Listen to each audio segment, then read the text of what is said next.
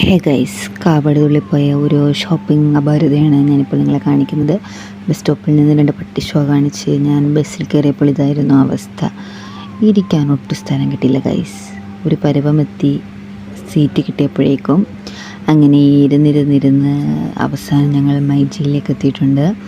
ഇവിടുന്ന് നമുക്ക് വേണ്ട സാധനങ്ങൾ കിട്ടുമോ എന്നറിയില്ല. എന്നാലും ഗ്രൗണ്ട് ഫ്ലോറിലൊന്നും ഇറങ്ങിയതിന് ശേഷം ഫസ്റ്റ് ഫ്ലോറിലേക്ക് എത്തിയിട്ടുണ്ട്.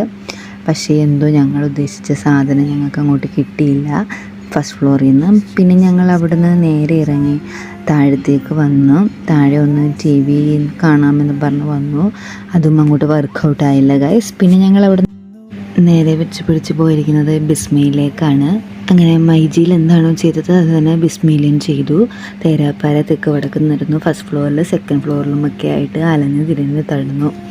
അങ്ങനെ ഒരു വിധമാണ് ഗൈസ്. ഒരു 3 മണിക്കൂറിലത്തെ അലച്ചിലിനു ശേഷം ഞങ്ങൾ ഉദ്ദേശിച്ച സാധനങ്ങളെല്ലാം സെറ്റാക്കി ബിസ്മിക്കാരോട് ടാറ്റ പറഞ്ഞ് ഞങ്ങൾ അവിടെ നിന്ന് വീണ്ടും ഇറങ്ങി. അതിനുശേഷം ഞങ്ങൾ നേരെ ചാടിക്കയറിയത് ഒരു സൂപ്പർ മാർക്കറ്റിലാണ് ഗൈസ്. ഞങ്ങൾക്ക് നൈറ്റ് ഒരു ബിരിയാണി പാർട്ടിയുണ്ട്, ഒരു ബർത്ത്ഡേ ബിരിയാണി പാർട്ടി. അപ്പം അതിൻ്റെ ആലുക്കുളുത്ത് സാധനങ്ങളും പച്ചക്കറികളും കാര്യങ്ങളും വാങ്ങാനായിട്ട് ഞങ്ങൾ തൊട്ടടുത്ത് കണ്ട ഒരു സൂപ്പർ മാർക്കറ്റിലേക്ക് ചാടിക്കയറി. അവിടുന്ന് ഞാൻ കണ്ട സാധനങ്ങളെല്ലാം ഒരു നാഗവല്ലി ആഭരണം കണ്ടിട്ട് പറക്കിയെടുക്കുന്നത് പോലെ ഞാൻ അവിടെ ഓടി നടന്ന് പറക്കിയെടുത്തു ഗൈസ്. അങ്ങനെ അതെല്ലാം വാരി വലിച്ച് ഇട്ടു. ഒരു പരുവമായി. അപ്പോഴത്തേക്കും ഞങ്ങൾക്ക് വിശപ്പിൻ്റെ വിളി വന്നു. പിന്നെ ഒന്നും നോക്കിയില്ല. ഫ്രണ്ടിൽ കണ്ട ഒരു ഓട്ടോക്കാരൻ ചേട്ടൻ്റെ അടുത്ത് പറഞ്ഞ് നേരെ അറബിഖാനയിലേക്ക് മന്തി കഴിക്കാനായിട്ടാണ് ഞങ്ങളീ പോകുന്നത്. അങ്ങനെ 2 തരത്തിലുള്ള മന്തി, സാദാ മന്തി, അൽഫാം മന്തി എല്ലാം ഓർഡർ ചെയ്തിട്ടുണ്ടായിരുന്നു. അങ്ങനെ ഒരു വിളിപ്പടകിൽ അത് എത്രയും പെട്ടെന്ന് ഞങ്ങളിലേക്ക് എത്തിപ്പെട്ടു.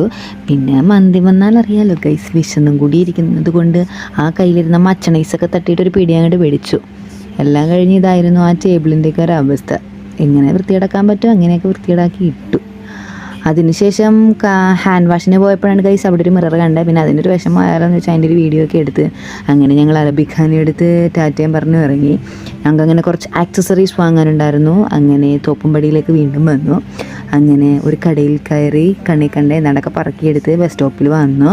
കാലും കഴിച്ച് കയ്യും കഴിച്ച് ബസ്സിൽ കയറി നിന്നപ്പോഴാണെങ്കിൽ ഒരു തുള്ളി സ്ഥലമില്ല ഗൈസ്. അങ്ങനെ എങ്ങനെയൊക്കെയോ ചടഞ്ഞു പിടിച്ച് വീട്ടിലേക്ക് പോവുകയാണ് ഗൈസ്. Okay, tata, by.